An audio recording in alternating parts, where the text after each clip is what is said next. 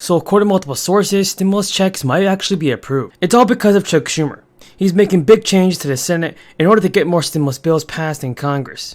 Now, some Americans can actually claim a $1,400 stimulus checks this year.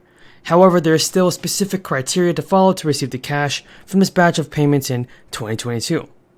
Now guys, I want you to know this, the new payment will go out to people who were eligible for the third round of stimulus checks that went out earlier this year, but still have not received them.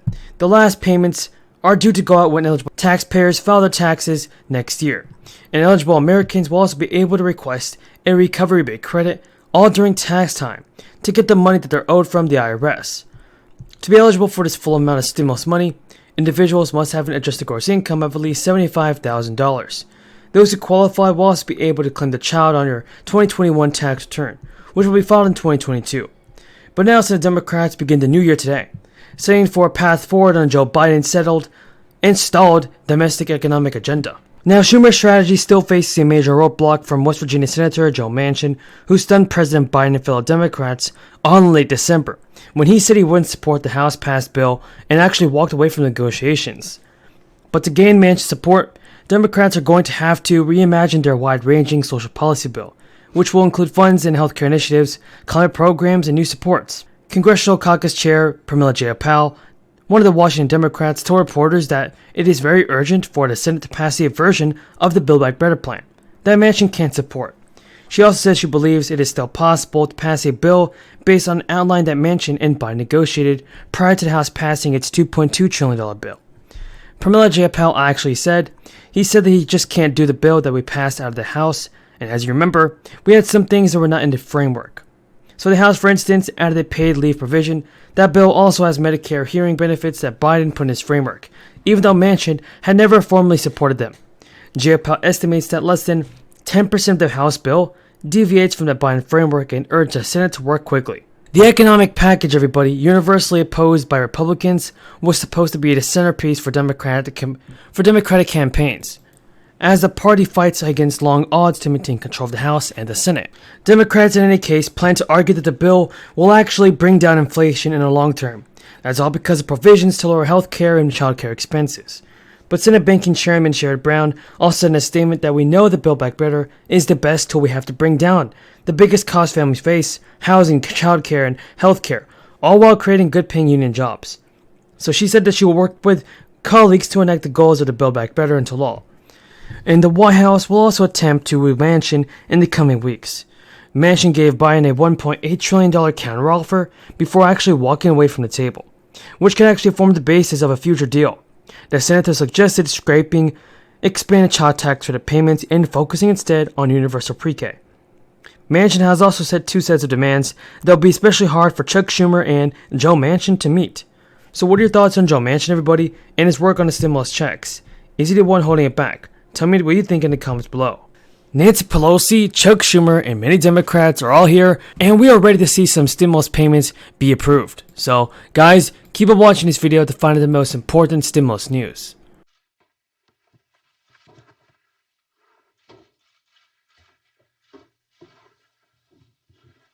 Hello, folks. How are you? Welcome. Welcome. Wish you're here in person. One of these days, we're going to be able to do that again. I want to thank you for joining us, and Happy New Year. And before we begin, I want to say a word about where our economy stands today. We're entering 2022 in a position of a unique economic strength. 6 million new jobs, a record number for a new president, been created since January last. Unemployment is down to 4.2%, 3 years ahead of predictions. New small business applications are up over 30% compared with before the pandemic, and the fastest growth in America in nearly 40 years. And America is the only leading economy in the world where the economy as a whole is stronger than it was before the pandemic, even after accounting for price increases. Because we took action for the American Rescue Plan and a bipartisan infrastructure law, we made important progress. We've begun to change the trajectory of our economy, the one that we inherited, to finally make it work for working people. to build up from the bottom up and the middle out, and to give working people the wages and benefits they deserve, and to encourage more innovation and faster growth. So now we're in a strong position to address the challenge we face, and we have challenges, including the cost and prices that people have to pay.